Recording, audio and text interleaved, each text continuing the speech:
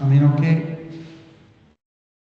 non risulti non è collegato, non è riuscito a collegarsi, quindi chiedo al generale Bernardini di venire qui e di fare quello che avevamo detto, cioè da un lato raccogliere le vostre domande, se ci sono. Prima c'era stato un intervento che aveva segnalato degli elementi di criticità per quanto riguarda, come dire, anche la non attenzione in apparenza al popolo palestinese. Io dico solo che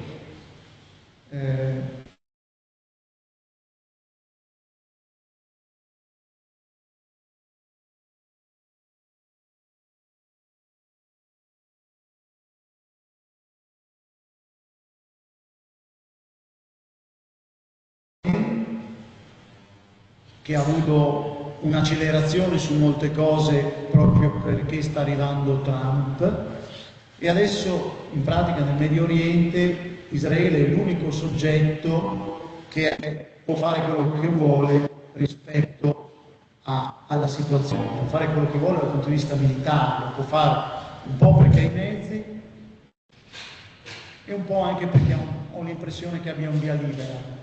Che cosa ha fatto in questo periodo? Dopo quello che né Abu Mazen ha condannato, cioè il 7 di ottobre, né la gran parte dei palestinesi hanno condannato, ci sono anche dei palestinesi che hanno condannato il 7 ottobre, ma sappiamo che i palestinesi vivono da decenni in una situazione di prostrazione nella quale le nuove generazioni sono educate quando si fanno le recite scolastiche, fanno la recita scolastica con dei Kalashnikov, dei finti Kalashnikov, e fanno le eruzioni, fanno queste cose qui nelle recite scolastiche in Palestina. Quindi ovvio che oltre a chiedersi se possiamo fare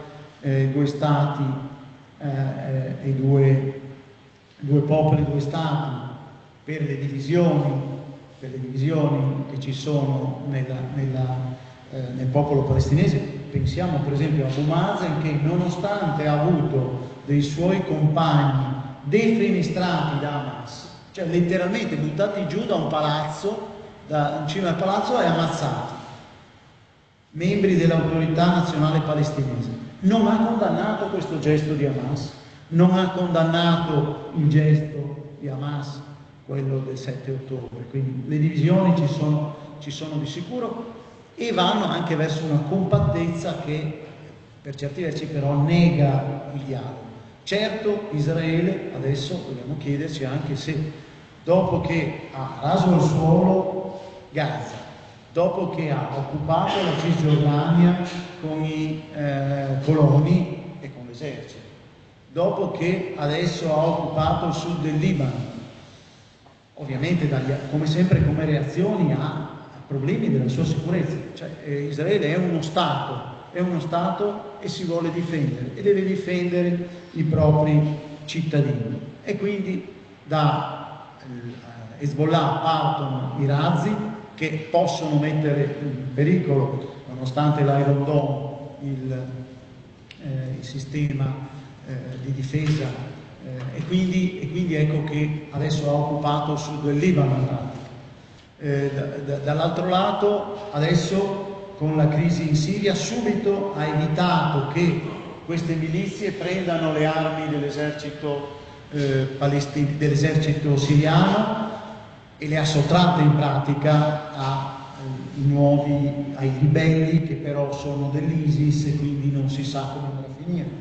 Quindi comunque è un soggetto che è abbastanza libero sullo scacchiere del Medio Oriente, con dei via libera, e anche c'è l'impressione anche che ci sono stati degli accordi per quello che è successo in Siria, cioè che ci sono stati già degli antecedenti degli accordi.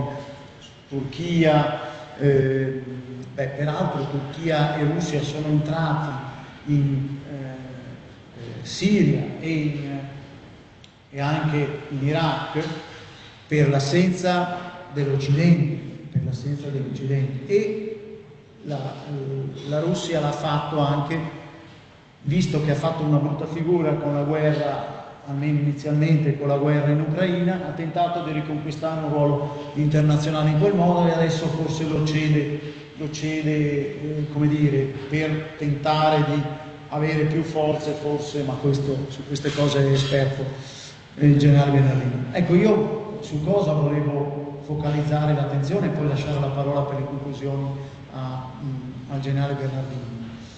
Come per esempio ci sia un'altra possibilità che giuridica, che tiene conto, anche qui è realista.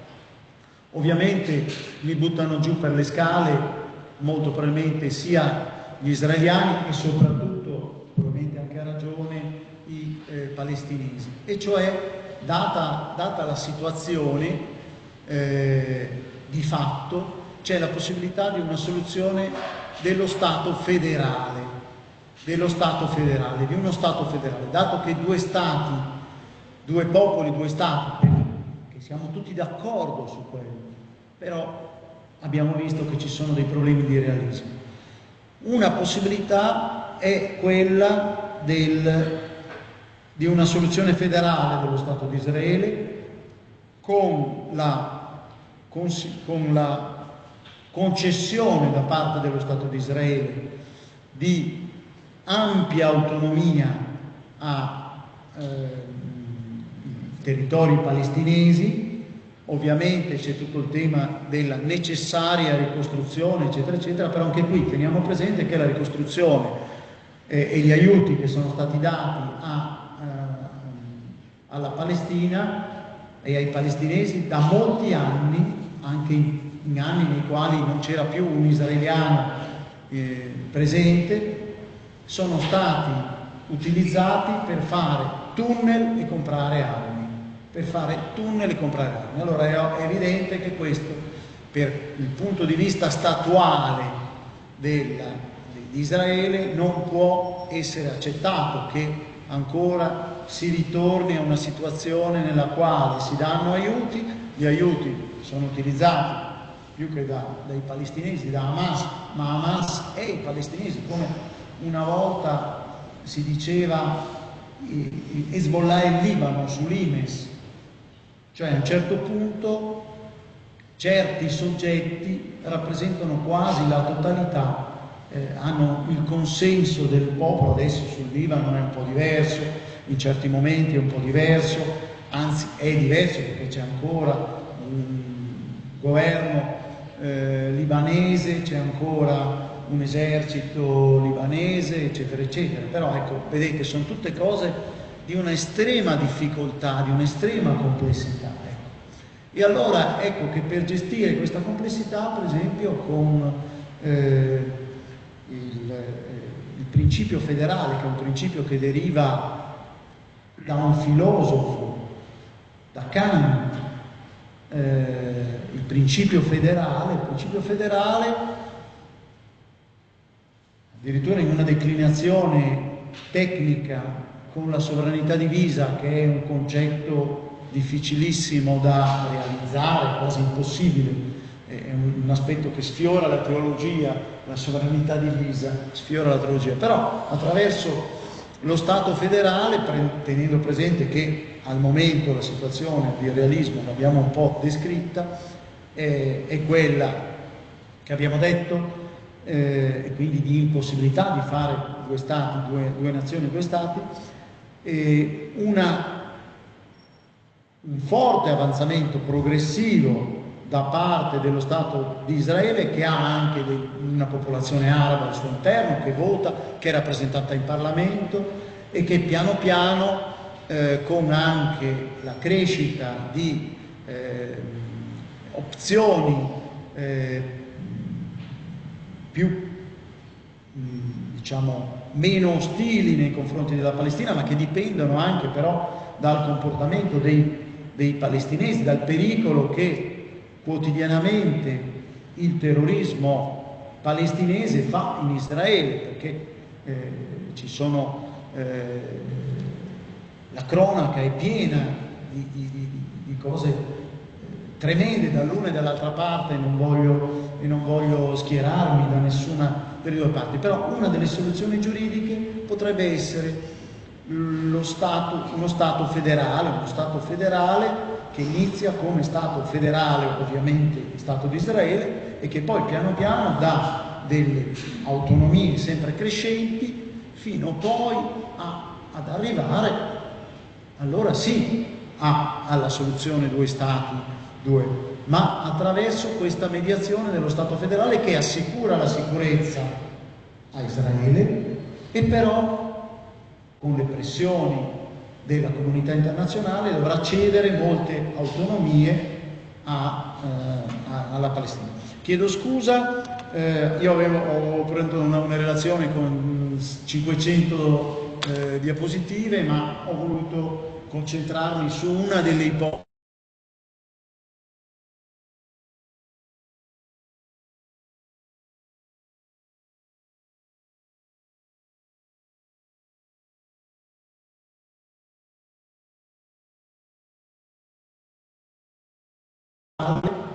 ad aprile, quindi c'è un documento scritto al quale riferirsi e che fa delle riflessioni a tutti e due i belligeranti. Ovviamente ci pare una soluzione più favorevole alla Russia, più favorevole allo status quo, quella che propone Trump. Però Trump addirittura negli ultimi giorni ha detto addirittura una tregua, anche una sporca tregua, e pensiamo anche a quanto sporca possa essere anche con certe idee che ha.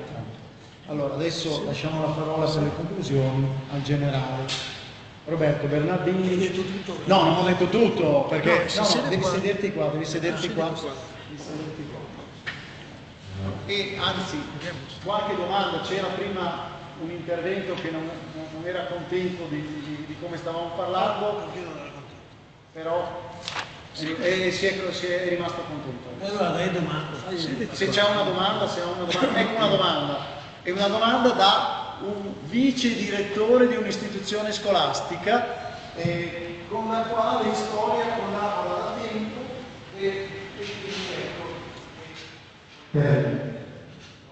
Buongiorno, io parlo a titolo personale in questo caso perché sono il giornalista. Docente di storia e fa anche geopolitica. Sì, storia, faccio anche geopolitica nella mia scuola.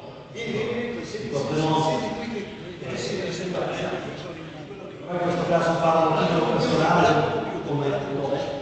come appassionato di geopolitica, no?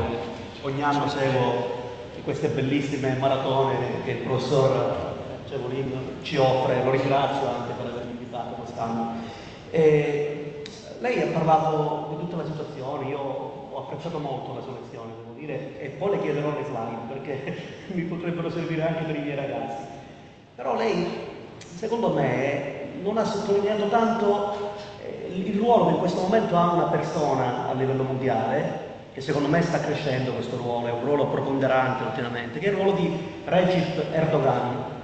Cioè, Erdogan secondo me è il gran maestro di tutta questa situazione, perché lui vuole fare il sultanato all'interno della Turchia e siccome lui odia le minoranze e sappiamo che i curdi ne hanno pagato le conseguenze in più di un'occasione, dei poveri palestinesi non gli interessa niente a nessuno, non gli interessa niente all'Egitto che invece ha aiutato gli arabi del Darfur, per esempio, non gli interessa niente a tutti gli altri stati che stavano facendo accordi con Israele prima del 7 di ottobre. E quindi Erdogan ha sfruttato questa situazione, secondo me, anche questa situazione di impasse in Ucraina, perché ha visto che la Russia è impegnata in Ucraina, per diventare lo Stato, per far diventare la Turchia lo Stato regina del Mar Nero e anche del Mediterraneo orientale. Come? In questo caso dando una mano, tra virgolette, ad Israele, eliminando, come dire, l'alleanza tra Hezbollah, Hamas e l'Iran. In questo momento è lo Stato che ne sta uscendo di fatto perdente. L'Iran e la Russia sono gli Stati che ne stanno uscendo perdente in questa situazione, in questo ambito.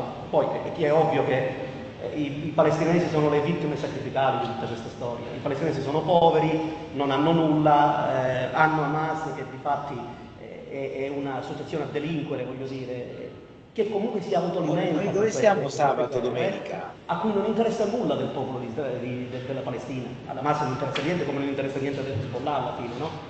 Come non interessava niente alle FARC e alle AWAC in Colombia, tanto per dirle, no? Tanto per citare un'altra parte del mondo. E quindi Erdogan, secondo me, è quello che ne esce meglio da tutta questa storia. Non so come la pensa, come la può pensare lei. Tanto la ringrazio anche per la risposta. Ci mancherebbe un piacere. Sì.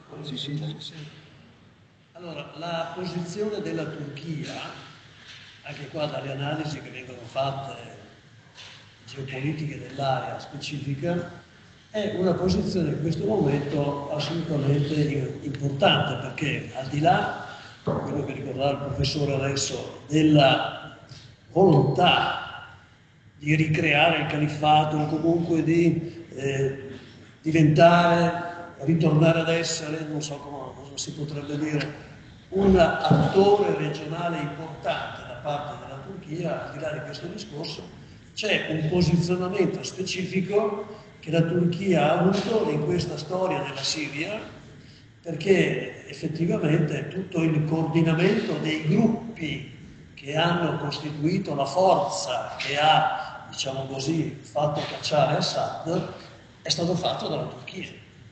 Cioè, la Turchia ha sempre sostenuto e sta sostenendo anche adesso.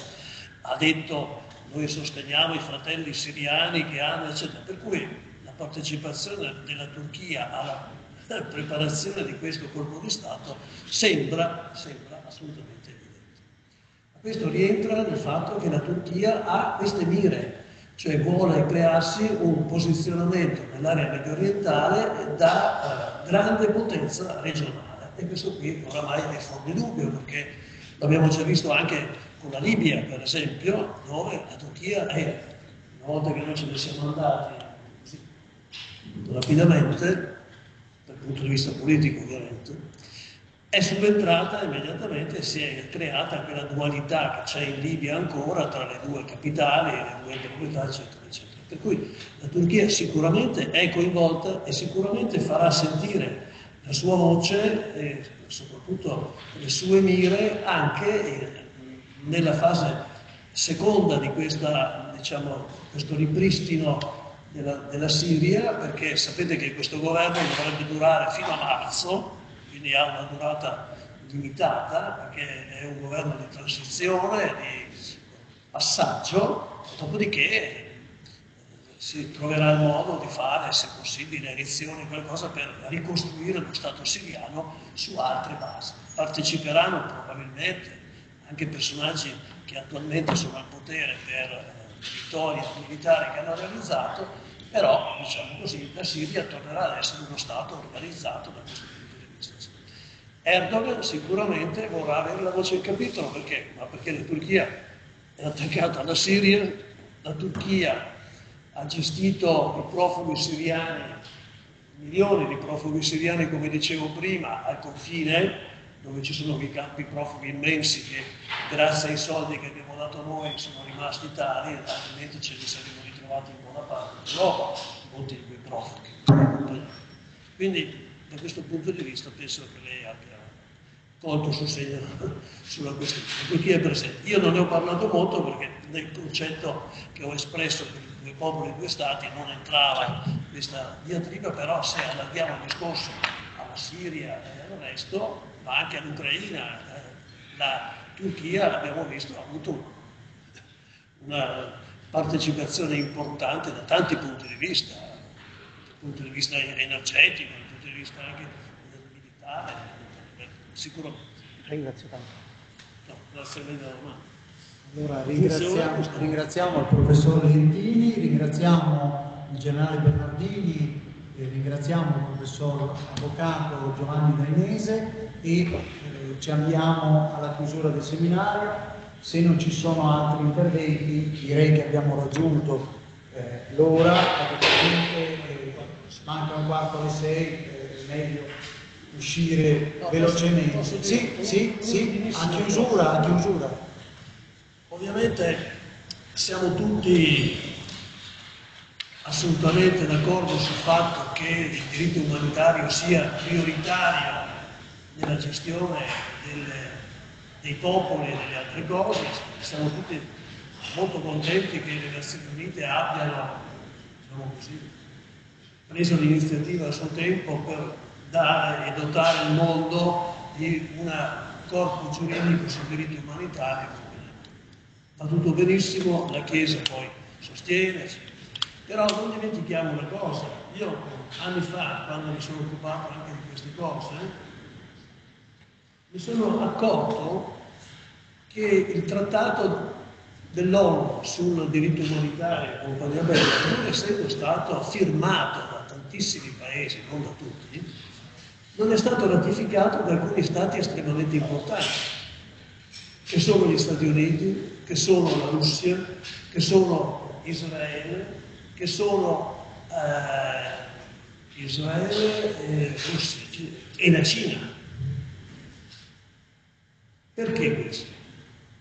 I principali stati, le principali potenze sul diritto umanitario si riservano di non dover essere coinvolti. Perché? Ma perché sono gli stati proprio che impiegano la forza, impiegano, tra virgolette, la guerra per risolvere molte controversie internazionali.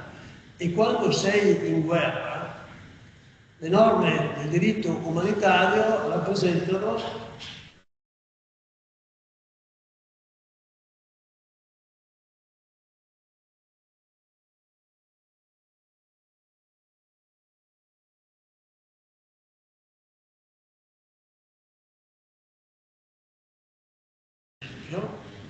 Israele non, diciamo così, persegue scopi di genocidio nei confronti delle popolazioni, anche se da molte parti si è usato questo termine. Il genocidio è un'altra cosa.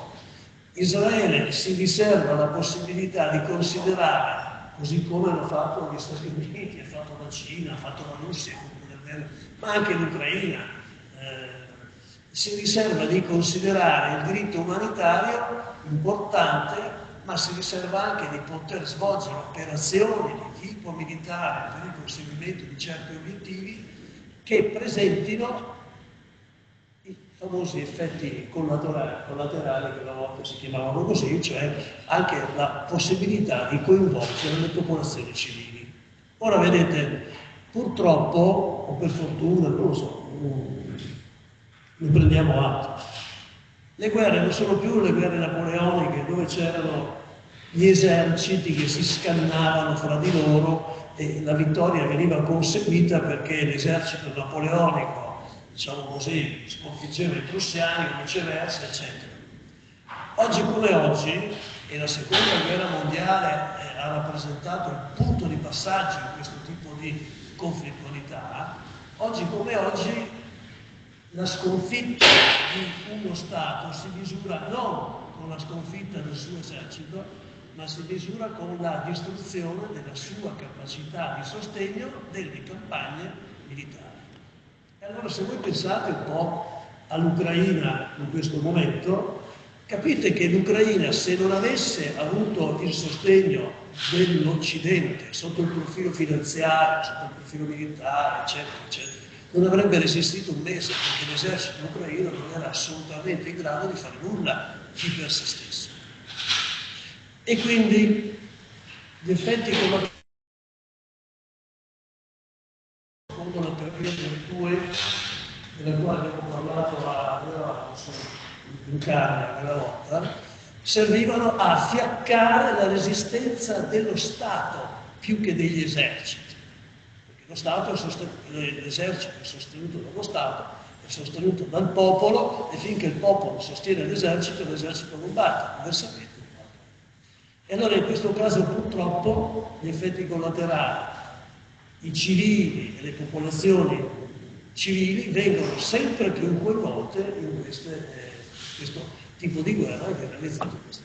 Quindi non c'è una precisa volontà. In Ucraina ci sono stati decine di migliaia di civili che sono morti, molte cose si sanno, molte cose ancora non si sanno, la propaganda dell'una e dell'altra parte si scontrano su questo, eccetera, eccetera. Però questo è un dato incontrovertibile. Per cui anche Israele Nel condurre le operazioni a Gaza abbiamo assistito a vari tentativi di dire domani andiamo qui, domani andiamo là, distribuivano addirittura delle cartine con la ripartizione, però è assolutamente impossibile, diciamo così, pur volendolo fare, non ottenere questi effetti collaterali. Ora, con le nuove armi ancora sempre più di precisione, ci sarà probabilmente sempre meno necessità di andare a colpire le città. Si potrà fare quello che ha fatto Israele in Siria, hanno colpito 350 obiettivi solo militari in Siria in questo momento per poter intervenire, eccetera. Ecco, sarà sempre più così, però il discorso del diritto umanitario è purtroppo qualche cosa sul quale non tutti hanno concordato. E chiudo dicendovi anche che la Lega Araba a suo tempo aveva non accettato il diritto umanitario nella sua globalità, soprattutto per i diritti individuali dei cittadini che da loro vengono percepiti in maniera diversa, hanno fatto una legge sul diritto umanitario che riguarda loro, per cui ci sono anche due posizionamenti, uno dell'ONU e uno di un'altra realtà che si scontrano fra di loro.